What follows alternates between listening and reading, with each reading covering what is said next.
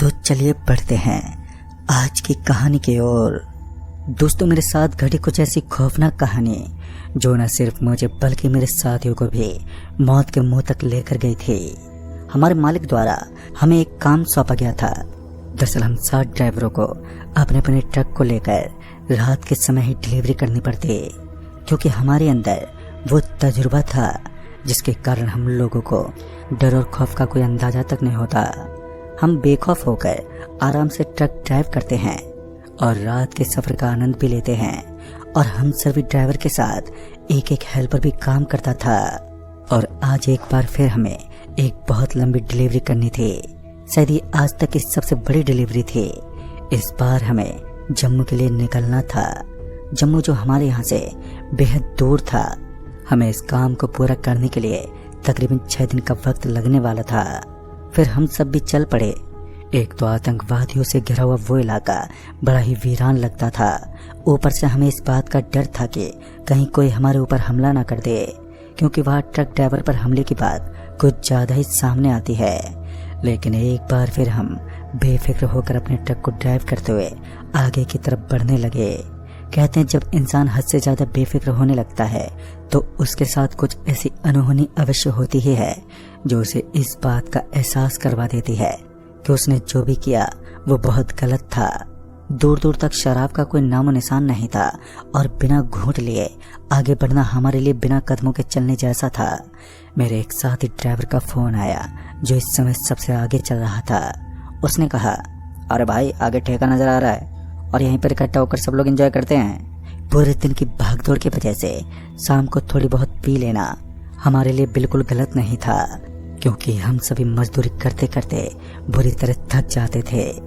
अपने दोस्त की बात मानकर मैंने सभी ट्रकों को ओवरटेक कर दिया और आगे निकल गया। और आगे निकलने के बाद मैं सबसे पहले उसके पास पहुंचा तो वो पहले से ही तैयार था। उसने अपने हाथ में एक बोतल पकड़ रखी थी और फिर हम सभी उसी ढाबे के सामने बैठकर आराम से पीने लगे। लेकिन इसी बीच उस ढाबे वाले ने कहा, अरे ओ बाबू साहब, आगे इन चीजों को मत लेकर जाना, वरना आप जानते नहीं हो जम्मू की घाटियों में कुछ ऐसी चीजें भी रहती हैं जो इन चीजों की प्यासी होती हैं। मैं उस मूर्ख दुकान वाले की बातों को सुनकर थोड़ा सा हंसता हुआ बोला, अरे ओ भाई साहब, आपको चिंता करने की जरूरत नहीं है, हम है ना, हम सब कुछ संभाल लेंगे, आप बस हमें जो मांगते हैं वो देते रहें। शायद उस ढाबे वाले को सबसे ज्यादा एलर्जी मेरी ही बातों से थी। उसने एक लफ्ज भी नहीं बोला और थोड़ी देर रुकने के बाद कहा, तुम सभी को अपनी मौत को आमंत्रण देना है। एक पल के लिए तो मैं उस ढाबे वाले से लड़ने को तैयार था, लेकिन मेरे साथी ड्राइवर ने मुझे ऐसा करने से रोक दिया और फिर सभी अपने अपने ट्रक में दाखिल हो गए। ट्रक में बैठने के बाद सभी ने एक एक बोतल अपनी सीट के नीचे दबा ली, जिससे कि देर रात जब हम थकावट महसूस करें तो इसे एक दवा के रूप में ग्रहण कर लें। दोस्तों, उस समय मुझे एहसास नहीं था, लेकिन जब मैं आज पीछे मुड़कर देखता हूँ तो मुझे भी याद आता है कि नशा कितनी गंदी चीज थी जो इंसान को पूरी तरह डुबा देती है। नशा एक ऐसी गंदी चीज है जो इंसान को न केवल उसकी जिंदगी बर्बाद कर देती है, साथ ही वो ऐसे सबक भी सिखाती है जिसके बारे में इंसान सोच भी नहीं सकता। मेरी ट्रक एक अच्छी खासी रफ्तार के साथ आगे की तरफ बढ़ रहे थे। मेरा खलासी जो मेरे बगल वाली सीट पर बैठा था और वो भी अच्छा खासा ड्राइवर था। इस समय मैं थोड़ी बहुत थकावट का आभास कर रहा था तो मैंने अपने खलासी को स्टीयरिंग पर बैठने को कहा। और वो एक नया ड्राइवर था तो उसे ट्रक चलाने का काफी उतावलापन भी रहता था, या फिर यूं कहें कि उसे ट्रक चलाने में आनंद आता था। लिहाजा वो स्टीयरिंग सीट पर बैठ गया और ट्रक ड्राइव करने लगा। एक बार फिर नेशनल हाईवे पर ट्रक अच्छी खासी रफ्तार में दौड़ने लगे। अभी मेरे फोन की घंटी बजी और जब मैंने फोन उठाया तो मुझे पता चला कि आगे से रास्ता बंद है। ऐसा नहीं था कि उस रास्ते को किसी सरकार के अधिकारी द्वारा बंद कराया गया था, बल्कि पेड़ों की कुछ शाखाएं टूटकर सड़क के बीचों बीच पड़ चुकी थी, जिस कारण एक आम इंसान द्वारा उन्हें हिला पाना लगभग असंभव जैसा लग रहा था। फिर हम सभी ट्रक ड्राइवर उस जगह पर पहुंचे। उस वक्त हम 10 से भी ज्यादा लोग थे, जिस वजह से हमने किसी तरह उन शाखाओं को हिलाया और आगे का रास्ता साफ किया। सामने की ओर एक विशाल का जंगल था, एक ऐसा घना जंगल जिसके अंदर से एक सड़क गुजर रही थी और साथ ही ट्रक की हल्की हल्की रोशनी भी उस जंगल को जगमगा रहे थे। जैसे ट्रक उस जंगल के अंदर दाखिल हुए तो ट्रक के गूंजने की आवाज आसपास के इलाके में भी साफ साफ सुनाई दी और इससे ये जाहिर हो रहा था कि ये जंगल कितना ज्यादा वीरान है। उस जंगल के अंदर कुछ पेड़ तो पूरी तरह सूख चुके थे तो कुछ की हरियाली इतनी ज्यादा थी कि उनकी छांव के नीचे पानी भी न गिर सके। एक अजीब सा जंगल जो हरा भी था और सूखा भी। उस जंगल के अंदर एक अजीब सा सन्नाटा था, लेकिन फिर भी मुझे इन चीजों से कोई फर्क ही नहीं पड़ा।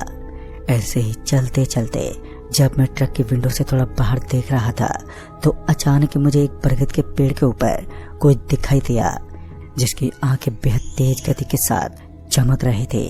उसकी चमकीली आंखों को देखकर मैं थोड़ा सा सहम गया, क्योंकि आज से पहले मैंने कभी भी ना ही तो कोई ऐसा जानवर देखा था और ना ही मैंने कोई ऐसा परिंदा जिसकी दोनों आंखें चमक रही हों। ये सच में थोड़ा अजीब था। फिर मुझे लगा कि शायद हेडलाइट की रोशनी जैसे ही उसकी आंखों पर पड़ रही होगी तो उसकी आंखें चमक रही हैं, और यही सोचकर मैंने नजरअंदाज कर दिया। उस जोरदार सन्नाटे के बीच मेरा खलासी जो इस वक्त ड्राइव कर रहा था, अब उसके हाथ पैर कपकपाने लगे और ऐसा लग रहा था मानो उसने कुछ बहुत डरावना देख लिया हो। उसके शरीर में बड़ी ही जोरदार सनसनी सी मची हुई थी और उसका गला अब बैठ चुका था। वो कुछ बोलना तो चाहता था लेकिन बोल पाने में सक्षम नहीं था। मैंने मौके पर ही उसके शरीर को जांच लिया और फिर मुझे ये ज्ञात हुआ कि असल में उसने किसी भूत जैसी चीज को देखा है। तो मैंने उसे साइड वाली सीट पर बैठा दिया और खुद ड्राइव करने लगा, क्योंकि एक बड़ा अद्भुत जंगल था। एक ऐसा जंगल जिसके अंदर आज हम पहली बार सफर कर रहे थे और साथ ही हम अपनी जिंदगी में पहली बार कोई ऐसा जंगल देख रहे थे जिसके अंदर सड़क भी सही सलामत थी, लेकिन उसके अंदर से गुजरने वाली गाड़ी में साधनों की बहुत ही ज्यादा कमी थी। इतने में हमारी ट्रक के करीब से कोई बेहद तेज गति के साथ एकदम से गुजर गया। ये कोई दूसरी ट्रक तो नहीं थी, लेकिन इतना कंफर्म था कि जो भी था बड़ा ही तेज और अचंभित करने वाला था। शायद ये कुछ छोटी मोटी कार थी जिसकी स्पीड 150 से भी ऊपर की होगी। तभी मैंने विंडो से अपना चेहरा बाहर निकाला और बाहर की तरफ देखने लगा, लेकिन मुझे ज्ञात नहीं हुआ कि असल में वो क्या चीज थी जो इतनी तेज स्पीड से निकल गई। और दूसरे ड्राइवर भी थोड़े शॉक हो गए, लेकिन इंसान उस स्पीड का अंदाजा ऐसे ही लगा सकता है कि सभी ड्राइवर को ऐसा लगा कि कोई तेज हवा का झोंका उनके बेहद करीब से गुजर गया हो। अचानक ही सामने वाले ट्रकों की स्पीड धीमी पड़ने लगी और सामने वाले ट्रकों को स्लो स्पीड में देखकर मैंने भी ट्रक की स्पीड को एकदम कम कर दिया। फिर सभी ट्रक एकदम से रुक गए और ब्रेक लगते ही सभी ड्राइवर ट्रक से नीचे उतरने लगे। फिर हमें पता चला कि सबसे आगे वाले ट्रक के ड्राइवर का एक्सीडेंट हो गया है, और यह एक्सीडेंट एक नॉर्मल एक्सीडेंट नहीं था, बल्कि उस हादसे के दौरान हमें उस ट्रक ड्राइवर के बारे में पता नहीं चल पा रहा था और न ही ट्रक नजर आ रही थी, क्योंकि हमारे बगल में एक बहुत ही गहरी खाई बनी हुई थी और उस खाई के अंदर एक ट्रक का गिरना पॉसिबल तो था, लेकिन वहां से देख पाना भी बेहद आसान था। फिर मैं थोड़ा सा उस खाई की तरफ झुकते हुए नीचे देखने लगा तो मुझे एहसास हुआ कि उस खाई के अंदर कुछ चमक रहा है, कुछ ऐसा जो मैंने आज से पहले कभी नहीं देखा। मैं 2 पल के खातिर देखता रहा, लेकिन बाद में मेरे खलासी ने मुझे पकड़ते हुए पीछे की तरफ खींच लिया, क्योंकि पहले भी मेरे खलासी ने कुछ ऐसे खौफनाक दृश्य देखे थे जिनसे उभर पाना उसके बस की बात नहीं थी।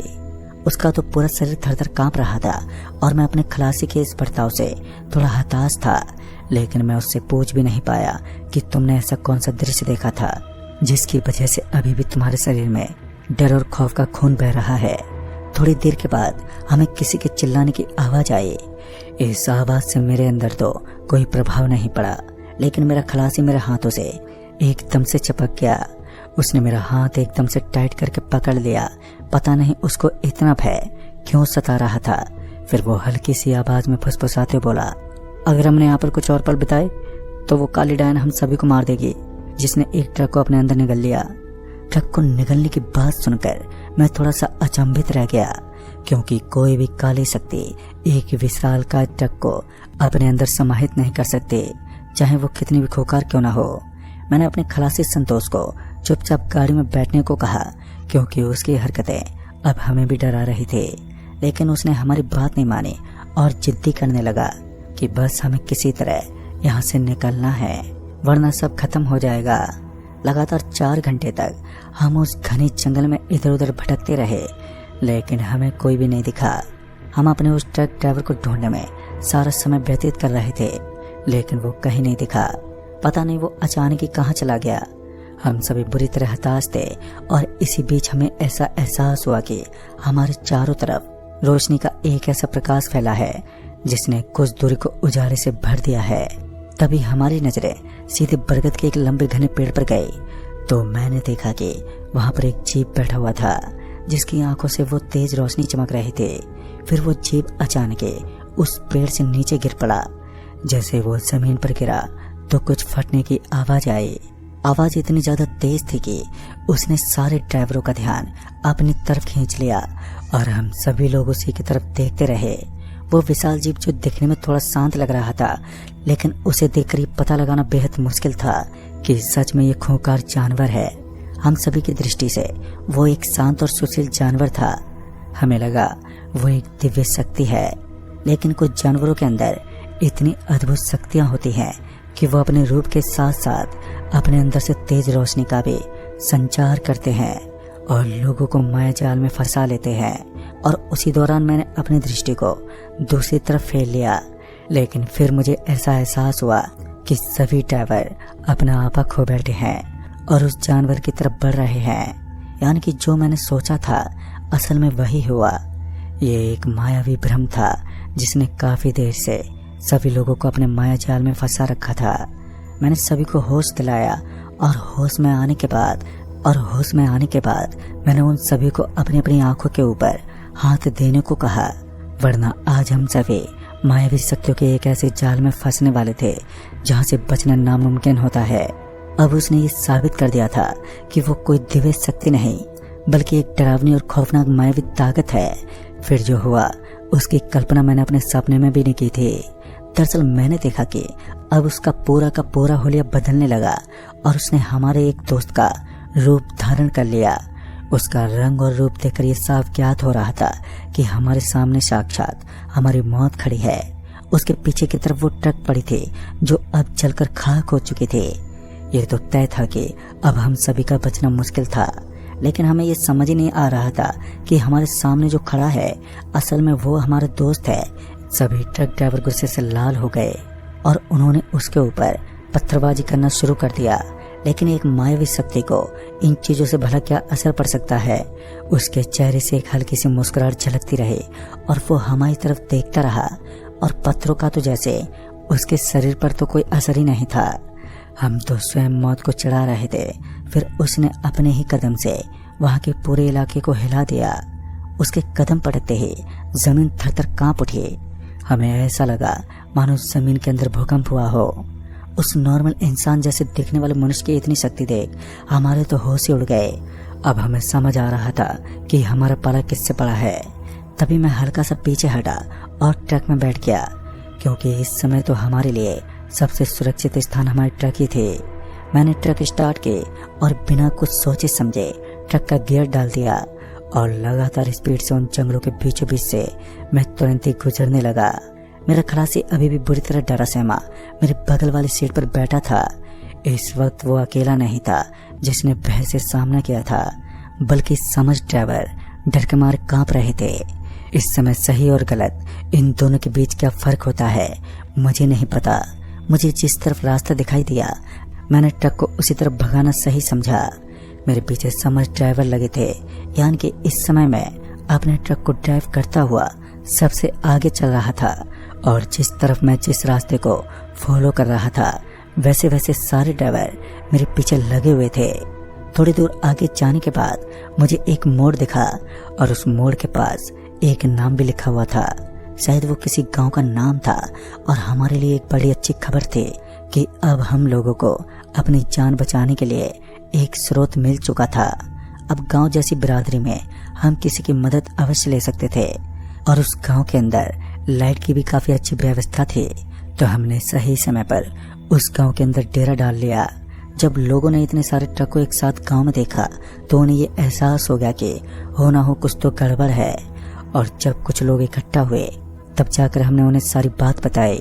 तभी उन्होंने बताया कि वो जंगल एक हॉन्टेड जंगल है। लोग उसे सिर्फ हॉरर के नाम से नहीं जानते बल्कि मौत के नाम से मशहूर करते हैं। कहते हैं शाम के 6 बजने के बाद उस जंगल में इतनी काली शक्तियां भटकती हैं कि लोग उस जंगल के करीब जाने पर भी कतरा जाते हैं। कहते हैं सालों पहले उस जंगल के अंदर कुछ लकड़हारे मारे गए जिनके बाद उनकी आत्मा मायावी शक्तियों का रूप ले चुकी है। एक ऐसी प्रचंड मायावी शक्ति जिसने उस जंगल को अपने घेरे में डाल रखा है। कहते हैं वहां केवल एक शक्ति निवास नहीं करती बल्कि भूतों का पूरा झुंड ही रहता है। दोस्तों, जब हमने उस साथी ड्राइवर के बारे में बताया तो उनका कहना था कि अब वो ट्रक जल चुकी है और आपका साथी उनका खाना बन चुका है। अब वो आपको नहीं मिलेगा। लेकिन हम उनके कहने मात्र से कहां पर मानने वाले थे। दूसरे दिन सुबह हुई तो हमने अपने दोस्त को जंगल के हर कोने में ढूंढ लिया लेकिन वो कहीं नहीं मिला। साथ ही उसकी जली खली ट्रक भी वहां से गायब थी।